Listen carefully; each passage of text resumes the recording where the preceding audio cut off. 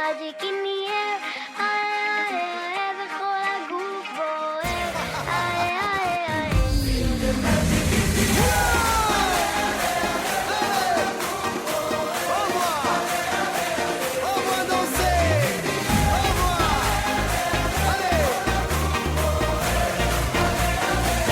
Feel the magic in the air. Alrighty, welcome everyone back to another episode of the Planet Soccer World Cup Preview Podcast. I am your co-host today, Dylan, up in Michigan, Reed down in Texas. We're going to dive into our last group here. We do have Group H made up of Portugal, Uruguay, Ghana, and Korea Republic, as they like to be known by through the official FIFA name. Reed, what kind of sticks out to you first? Where are you at with this group? What excites you? And what are you looking forward to? Yeah, we'll have watching to be here? honest with the viewers and tell them what we just did. Honestly, we just recorded 5 minutes of group Group H, and I was saying just something that was completely wrong multiple times. So this is the second time Dylan and I have kind of recorded this intro, and like I said, the first time around, the thing that really sticks out with me in this group is you kind of got some unknown soccer royalty here with Portugal. You know, obviously people know Cristiano Ronaldo, but I don't think people know the depth of talent that goes into Portuguese football and the history they have being the 2016 Euro champions. You've also got Uruguay, who was the first ever World Cup champion, winning in their home country over Argentina for that first World Cup title. I think they've actually got 2 in their history. So it's not a country for me that I would think of as being one of the more successful ones in South America throughout the history of the sport. However, it is, surprise, surprise. So then you've got Korea from the Asian Confederation, I think obviously led by Son Heung-min. But they also have some really solid European players that aren't Sonny. And I think they're definitely a team that's worth looking out for.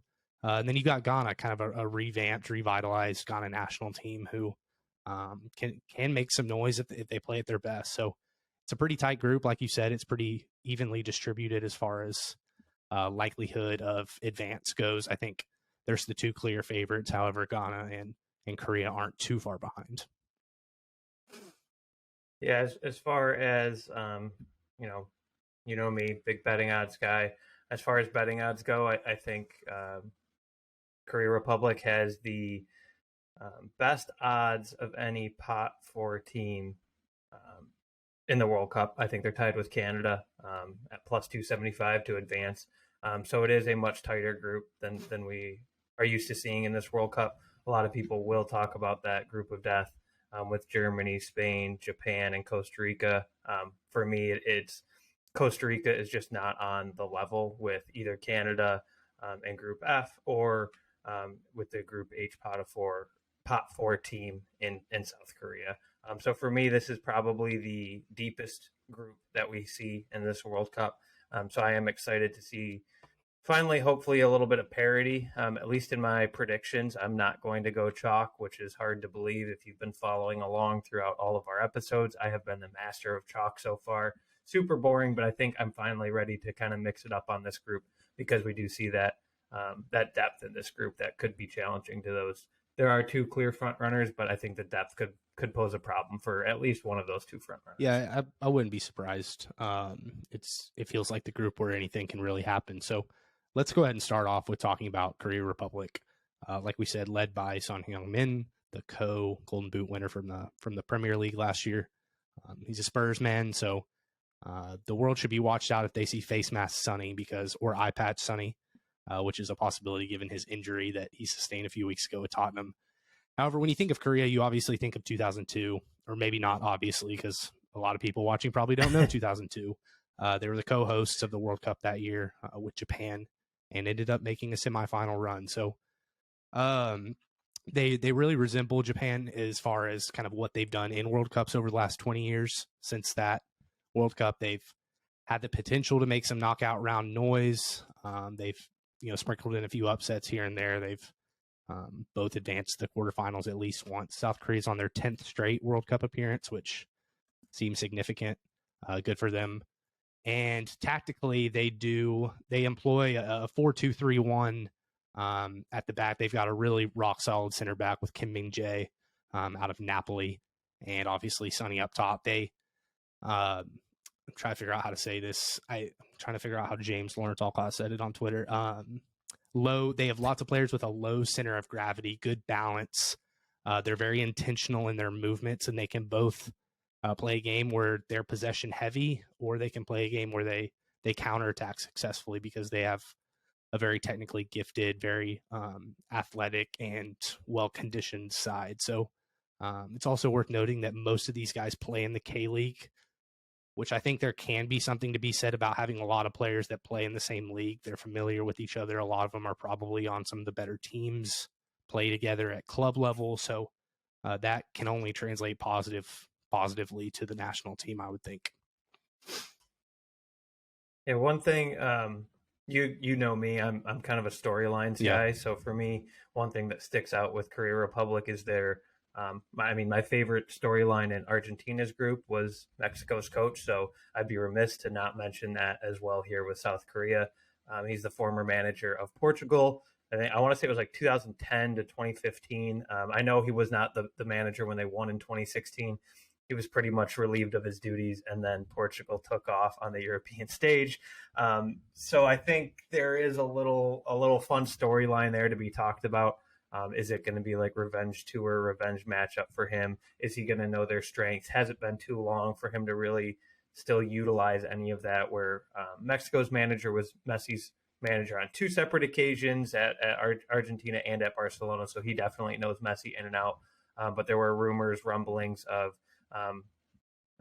Bento, Korea's current manager, having a feud, if you will, with Ronaldo, and Ronaldo being displeased, and that being why he was kind of relieved of his duties. So shocker, whiny shocker Ronaldo gets coach fired. Breaking news, but it will be kind of fun. Yeah.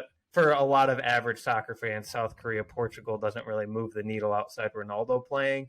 And now there is just kind of an added fun layer to that. So while I don't necessarily think it means South Korea or Korea Republic, as we have been calling them this whole episode, we'll necessarily get a result out of Portugal because of any of that, it is at least kind of a cool storyline to keep an eye on. I'm sure it's something that the broadcasters will talk about. I'm sure there'll be plenty of interview questions regarding that situation going into that matchup. But other than that, with Korea, I'm very, very thankful that Sonny is, by all accounts, going to be healthy and going to be playing. You know this, so more talking to the viewers than to you on this one, but he is an absolute class player when hitting and firing on all cylinders.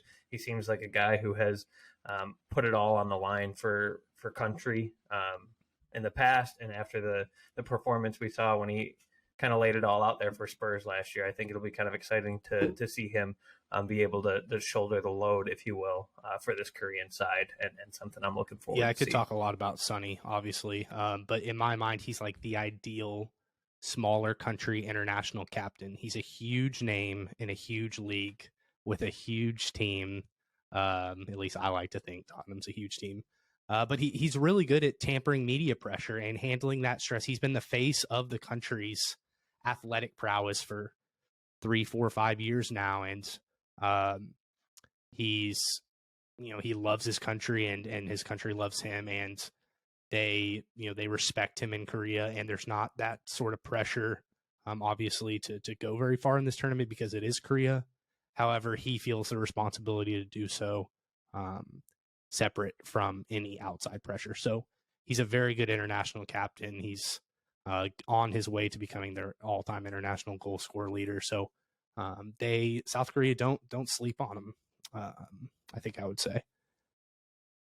Yeah, I would say don't sleep on them. For me, I wouldn't look for them to advance or qualify out of the group, but they are good enough to disrupt one of those three teams, or two of those three teams fighting for a qualification. They could be the difference between a Portugal or Uruguay finishing first, whether they get a draw or a win versus one of those teams. Exactly. Yeah, they can definitely make some noise and disrupt it. They're not a pot four that you're expecting to walk all over like people are expecting out of Qatar or Saudi Arabia or some of the or Costa Rica, some of those other sides that not a lot is expected. I think for good reason there is some expectation that they're going to come away with some points in this group, and that just makes this group that much more exciting. Yeah, I agree. Let's go ahead and talk about Ghana. Ghana's back in the World Cup in 2022 after having missed it in 2018. We mentioned, I think, at the top of the show, I don't remember if it was our first go around or the second one, but it's a revitalized Ghana team that's taken in a lot of reclassification of international players. You got Tariq Lamptey coming over from England, and then somebody else. You've obviously got Salisu with Southampton, who hasn't had quite as good of a year, but he's still a very, very talented young center back. And I think maybe Sulemana also reclassified. I forgot who it was, but they had another reclassification player that makes them a formidable side. And then obviously, I really don't like talking about him too much, but Thomas Partey, he's their X factor. He's their guy in the middle. He's their single pivot. He's one of the very few players in the world who's very, very comfortable at playing that single pivot. He can be an offensive threat, and he's an anchor at the back. He's a very good CD. He's a very good hybrid number 6, number 8. So he is their engine, as they say. He makes them go. However, they have excellent link-up play at the back with Salisu and with, I don't know if Lamptey will start on the right because they might utilize him more in a forward role coming off the bench because he is much more offensively primed than he is defensively primed. But you see that a lot with fullbacks these days. So, Dylan, what do you have on Ghana? You got anything for me? They're kind of a fun and exciting team. I love the fact that they're matched up with Uruguay after the last time they played in a World Cup was 2010, probably one of the most infamous moments I can think of in a World Cup in my lifetime. Suarez doing Suarez things and getting rewarded for it. I mean, I say that, but it's honestly brilliant football to have the peace of mind that if I don't stick my hand out and stop this from going in on the goal line, it's a goal no matter what. At least give us a chance. For those of you that don't know, I'm pretty sure it was in the last 10 minutes or so of the game, and Suarez balls being bounced around in the box, shot on goal. Luis Suarez for Uruguay very clearly, intentionally sticks his hand out. I mean, he volleyball spikes it essentially. Yeah, and the official saw it. A penalty was given. The subsequent penalty was then missed, I believe. I don't even think it was saved. Maybe it was saved. But regardless, Ghana didn't score on it. Game went to a penalty shootout because it was, I believe, the round of 16, and Uruguay won. So it's kind of exciting to see these two teams match up again. Not that there is a lot still going on these two teams from those two sides, but one that is still on the Ghanan side at least is Andre Ayew. I was going to talk about him too. And he had a absolutely class 2010 performance. I think he finished as the second best. Dang it! You took what I was going to say. Shoot, this is a fun stat to me. This is a great stat for somebody that people probably know his brother much more for more recent fans because he's been very nice as a part of that system at Crystal. But his older brother at the 2010 World Cup took second, just behind Thomas Muller for young outstanding player of the tournament or whatever the official title is. Thomas Mueller's like the grandfather of Germany now. It's crazy. Right, yeah. And he was hanging right there with him at the 2010 World Cup, essentially. And another interesting wrinkle to him as I believe, captain. If not, he certainly looked at it as a leader. He's been playing in the Qatari Stars League or whatever it's called now. So he has some experience in Qatar. We have seen in the past, in 2010 even, Ghana got a lot of extra support from the locals because they're an African nation. I think we could see that in some ways again here with him because I believe he just won the championship in the Qatari League last year. So certainly so seems he'll have like a name that local would fans be known. there. Yeah. Exactly. So I think that's kind of another interesting wrinkle to Ghana. And just when you look top to bottom at the names, they don't seem to have those names that we really see. Certainly nobody like no top tier player like any of the other Cristiano three teams. Ronaldo, Heung-min Son, Ronaldo, Son, Nunez, or Suarez, whoever you want to pick, like from any of those teams, they just don't have that top frontline talent. But it is a resurgent Ghanan team. I believe they're currently ranked the lowest out of any World Cup team in this 2022 World Cup, which is mind-boggling to me because, right, again, this is just Qatar conspiracy theory. You can't tell me Ghana plays Qatar 5 times. They don't win the majority of them. So rankings be damned. I do think this is a Ghanan team that I would certainly be scared of to see as a pot 3 or 4 team in my group. I think they do pose a threat to possibly qualify. And again, if not qualify, at least heavily disrupt who finishes in first or second. Yeah. A really solid team. They're really physical also. That's what I remember reading on Ghana. So, and we've seen how Darwin Nunez responds to physicality. Yeah. So put your money on a Darwin Nunez card against Ghana and you might just hit. Yeah, you might just. Speaking of their captain, Andre Ayew, he's on 107 international caps. Their country's record is 109, so he will surpass that in this World Cup. So congratulations to Andre. Let's go ahead and move on to Uruguay. And Dylan, I'm going to be honest with you right now. You're going to have to sit here and work really hard to talk me out of an Uruguay Cinderella semifinal run. Yeah, I mean, I love Uruguay in this tournament. They're on form. They're up and coming. They're hot. They're confident. They've got Luis Suarez. They don't have the star power. They're in a group with. They're in a group with Portugal. Valverde. They're in a group with Portugal, though.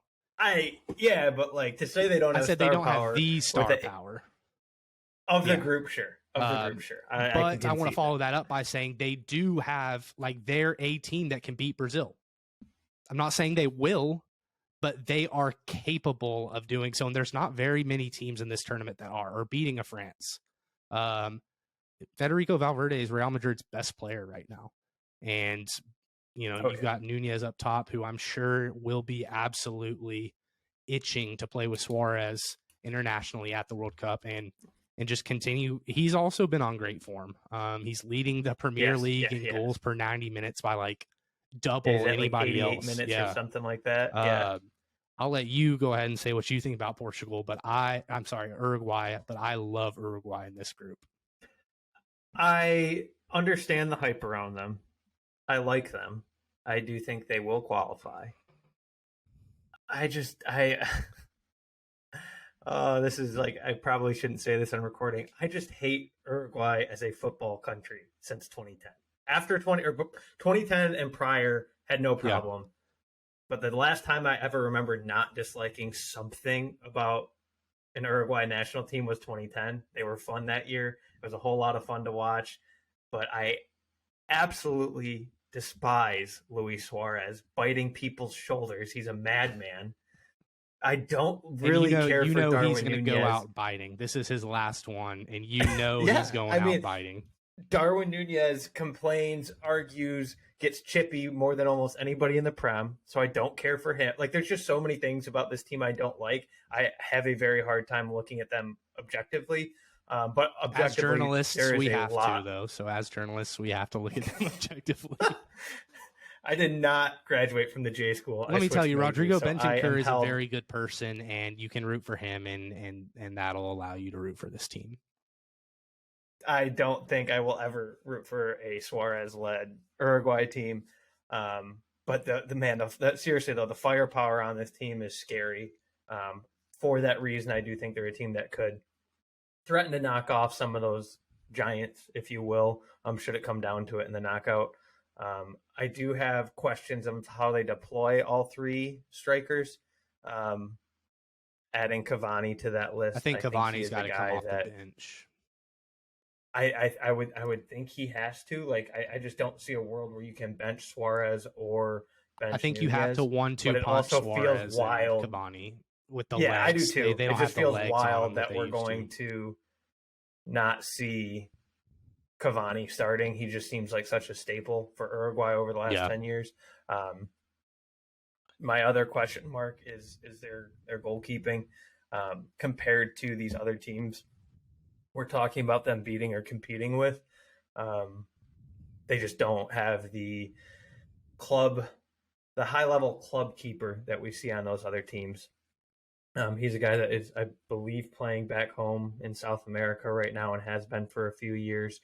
Has played great for Uruguay internationally, by all accounts. Not somebody I'm super familiar with watching though, and as a basic hype boy football fan, I do have some questions when I see a keeper that's playing in a South American league starting at the World Cup, and I'm supposed to believe in this team to make some deep run. I do start to have questions when I see names that I'm just flat out, admittedly, not super familiar with. That to me is certainly one of the question marks: is are they ready to perform on the biggest of stages when they were not really getting tested quite as much at their club the last couple of years? Yeah, I think that's a fair point. His name is Sergio Rocher. He plays for Nacional in the Uruguayan league. He's a winner, so he's not lacking on confidence, which I think is almost just important in a knockout, quick fire tournament like this. Confidence, form, pride, it's just as important as talent is. You got players like Thibaut Courtois who have both right now. But then I think I would rather have Uruguay's situation here than maybe even the U.S. type of situation. I know Matt Turner's at Arsenal, but he's not playing very much. Who knows if he's confident? So, this guy's coming off a league title not too long ago. So, and the other nice thing about it for them is they have their keeper who was their keeper for 10 plus years, Muslera or whatever his name is. Yeah, at Galatasaray, and he has been their international since keeper. 2010. He just got played out of a position while he was injured. So if it's because of injury and form, and you're still choosing to play this guy, I do have to trust the manager a little bit. He obviously knows a heck of a lot more about this keeper than I do. But it's also nice on the flip side to have that in your back pocket. Like when you can say, as a either backup for injury or backup for form, we have our starting keeper for the last 10 years, 12 years, and I want to say he's only 34, 35 maybe, so he's not extremely old or anything either. It's not like you're having to trot a 50-year-old or a 40-year-old out there, rather, if your current keeper gets down on form. So it is a nice depth situation, but from the top end, I do have some question marks about a keeper who's been playing in the Uruguay league for the last couple of years. Championship be damned. It's just not the same competition level that you're going to see. It's not as easy to get excited about that as it would be for somebody who's playing in a top 5 European league. Exactly. Short story, Uruguay's, they're going to be formidable. They're going to be tough to beat. They do struggle against the better teams in South American qualifying.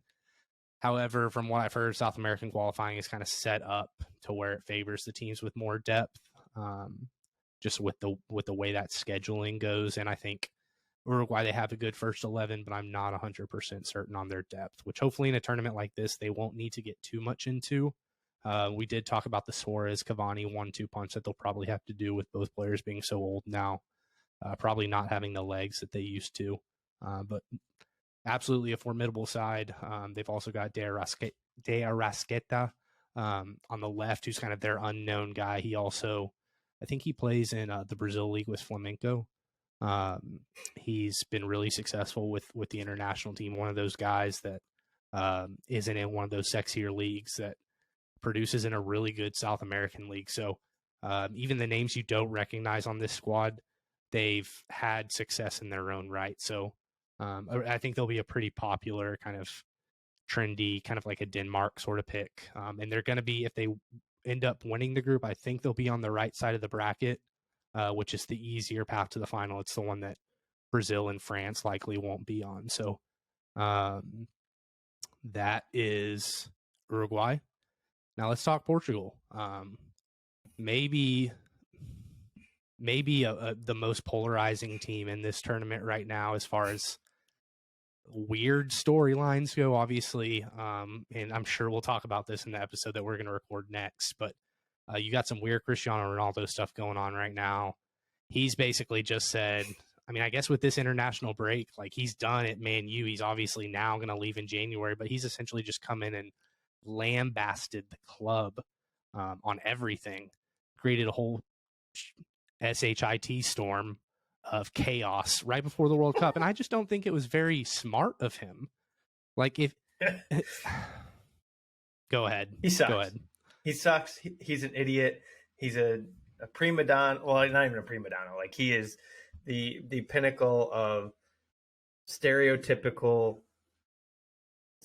soccer superstar D-bag. Yeah. And like that seems strong, maybe heavy-handed, but like it is all about Cristiano all the time.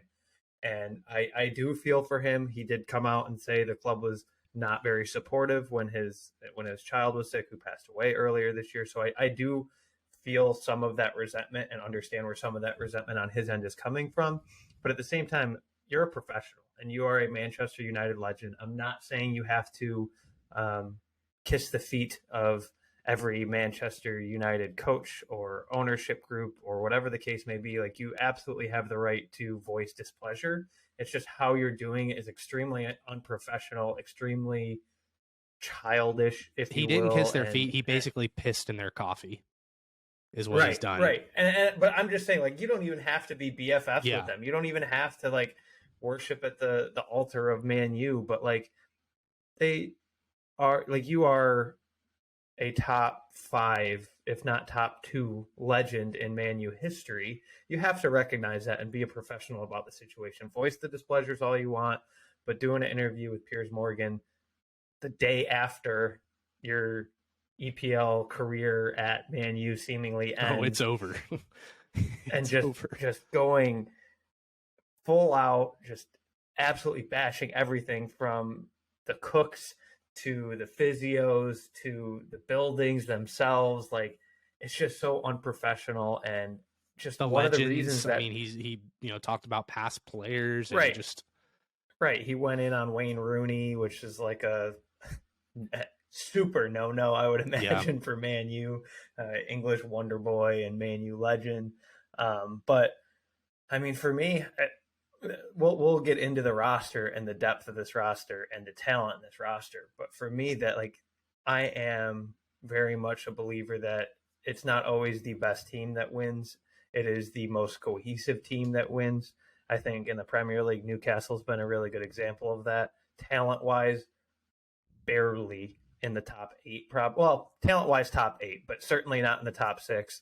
But it's all about the manager and the team buying in. And I do have concerns with this Portugal team.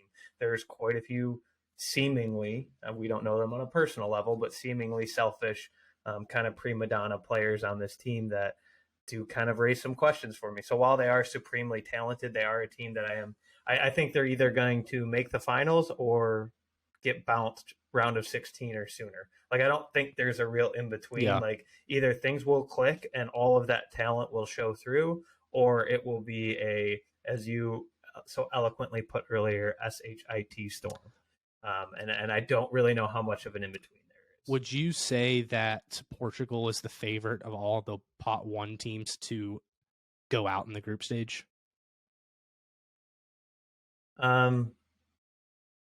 Probably. I think because of those questions, I think talent-wise, I don't think they're the worst of the pot 1s.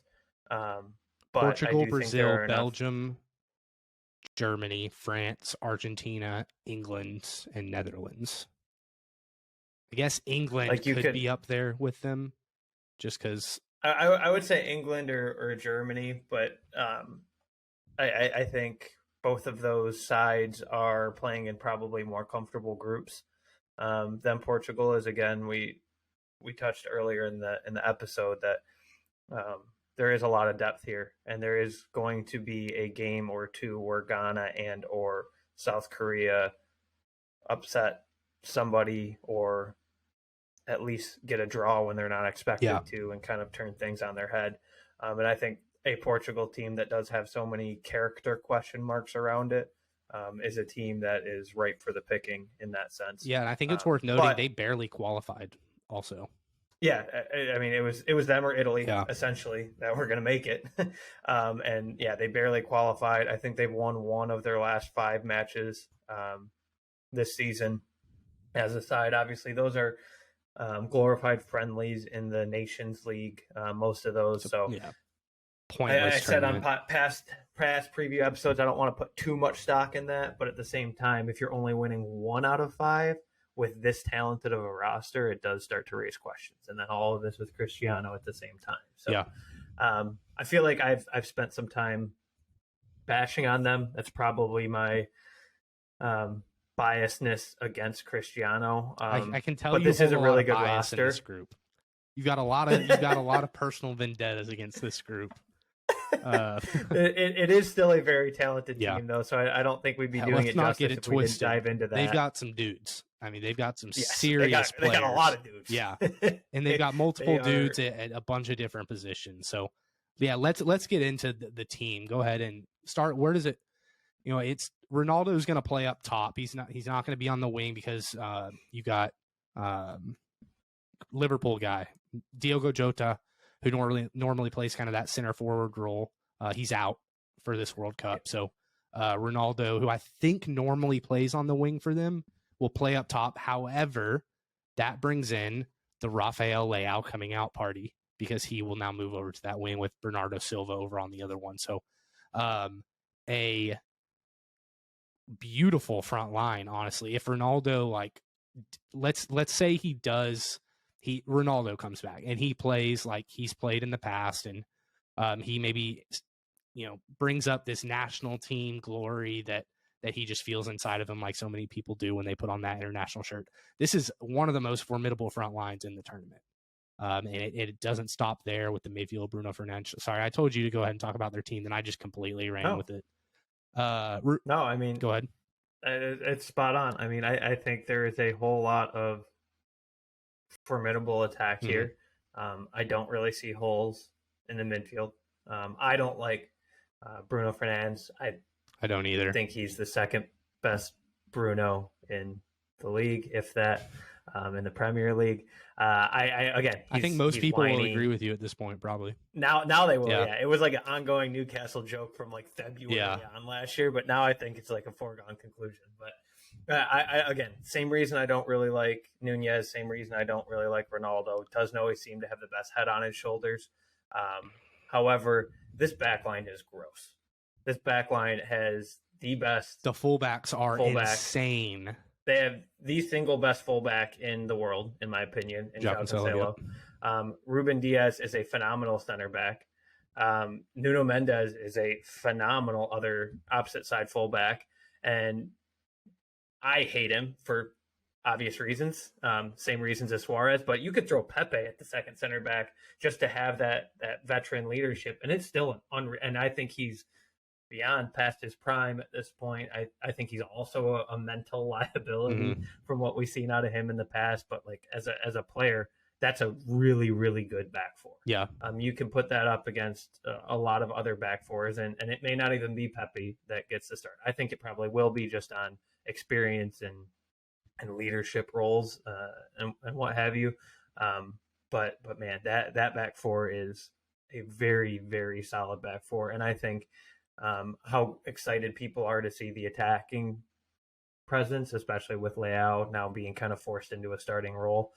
I think it's kind of overshadowing how good this back line is. Yeah, you've also got Danilo in there for PSG who could also play that other center back role. I think, you have also with Cancelo and Ruben Diaz, they play on the same team. They're used to playing on that side of the pitch together. So I harp on that a lot. I just feel like that would be so important on these, international tournaments, is having knowledge playing with each other. All these guys have a lot of international caps together.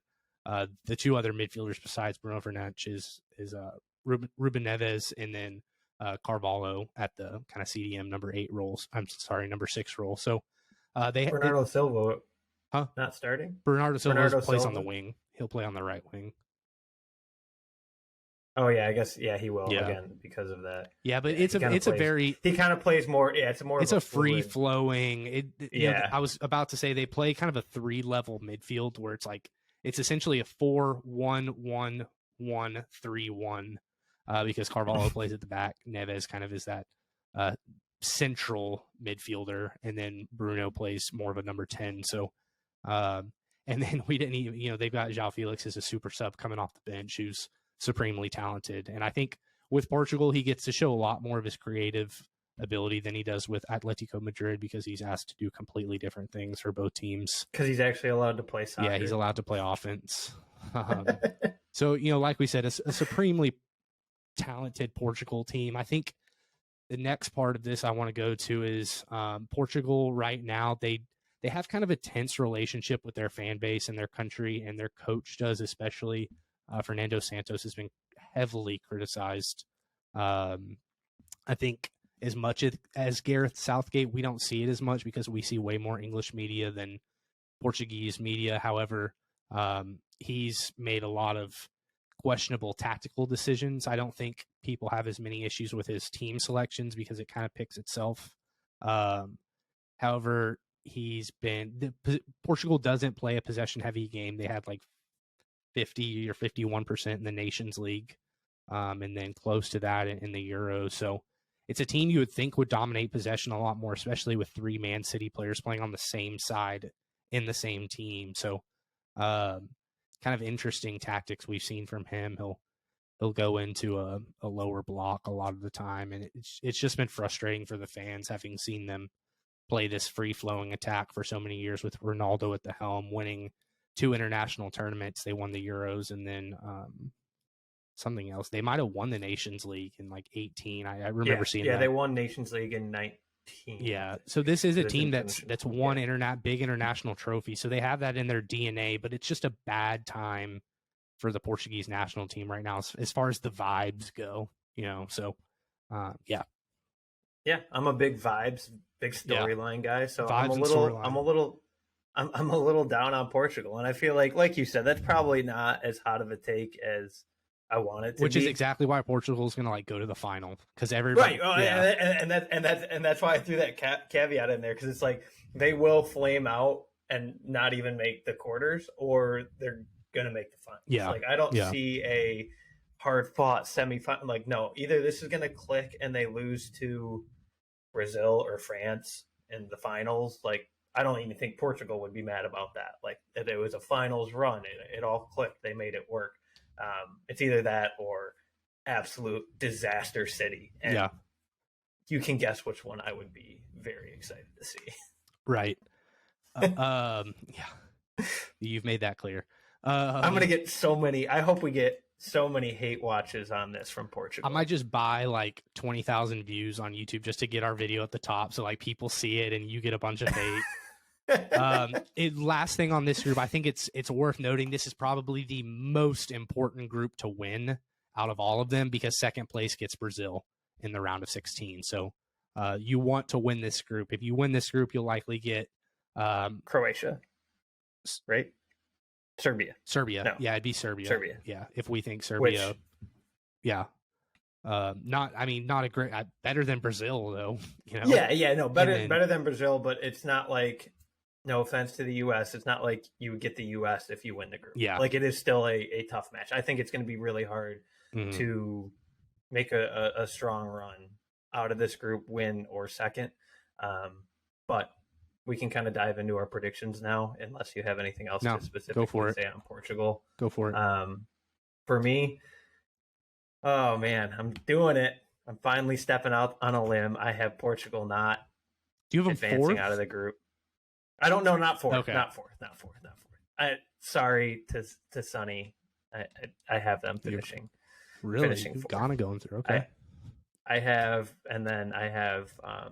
Portugal finishing third, Ghana sneaking in to second place, and then it does pain me to say it, but Uruguay winning the group and avoiding Brazil.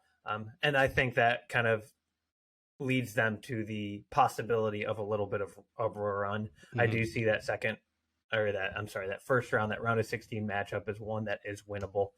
It's likely Serbia round 1, then Belgium, Germany winner round 2, and then it would likely be France in the semifinals, which I don't see them getting past that.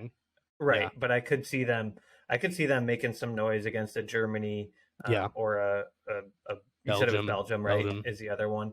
I could see them making some noise there. Now, am I going to like go and put a money line ticket on them in the in that potential game? No, probably not. Yeah. But it is a game I could see them winning to make a little bit of a mini run to the semifinals. But I think they are an exciting team offensively. I think they do have some questions, but I think more than anything, it's going to be a story about Portugal underperforming. Less so than Uruguay setting the world on fire and taking 9 points. Like I don't see them being a 9-point group winner. Yeah, but I do see them winning the group with Ghana sneaking in there with like 5 points. Okay. Maybe they get a win against South Korea, can pull 2 draws, or even just 1 draw and on goal differential against Portugal. I think the I think it is not as hot of a stance as I would like it to be, but I do really just have a ton of questions about Portugal at this point, despite the embarrassment of talent, especially in that back line. Yeah. I mean, controversial maybe at, first listen, but it's like we said at the top, this group's relatively wide open as far as qualification goes. I'm just going to flip Ghana and South Korea. I did specific research on this. And what I understand, those two continents, they play a very distinct style of play, and most countries play that sort of style of play. And the Asian Federation's record versus African teams in the World Cup is pretty sparkling. I think that technical soccer, being able to move, it's not very physical, but it's just like you see with La Liga dominating kind of European competitions. If you're not playing in this long physical season, yeah, these technically gifted sides are going to be able to go a one-off against a more physical side. However, when you get into the long seasons, the physicality will wear you down.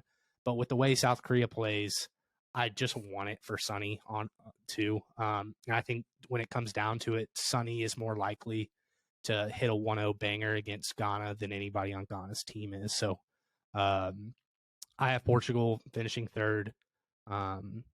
Just like you said, the vibes are off. And I would love to see that meltdown too. Oh my God.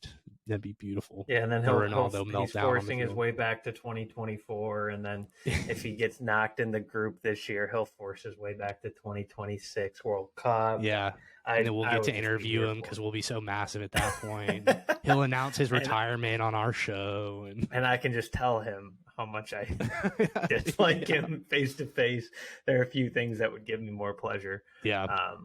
But yeah, I mean that's kind of where I stand. Do you have any kind of final thoughts before we wrap this up? I do kind of wish we spent some more time on starting 11s. I do feel like this one would have been a good one. Yeah, this would have been a very good one. We kind of phased out of that, so maybe as a part of our lead up to the World Cup, we'll put out our best 11s for each group. So we can do like a 1-minute TikTok video. For TikToks. each group. Yeah, something like that. Yeah, we'll get something out there short. Because I do think those are a lot of fun to take a look at. We were taking our best 11s like 40 minutes long at the beginning. Yes, and that's why we cut them. But I do think they're a lot of fun content, and I think this group specifically would have been a lot of fun to take a look at. I think we would have been able to find a bit more diversity in that starting 11. I think each country would be represented, which we can't say that for very many groups. Right, exactly. So we'll try and get those out. In the meantime, though, we are 6 days away, I think, from the opening of the World Cup as we're recording. So as we just lead got up to goosebumps like that. I'm pissed, but like that is exciting.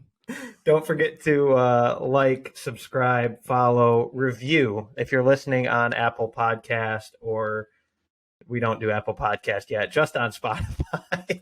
Oh yeah, I need to talk to you about that off air. That's going to be your assignment. Figure out how to get Apple to freaking let us on, because I can't figure out how to sign up. Don't forget to give us 5-star reviews if you like us. Yeah. Even if you don't, give us something nice.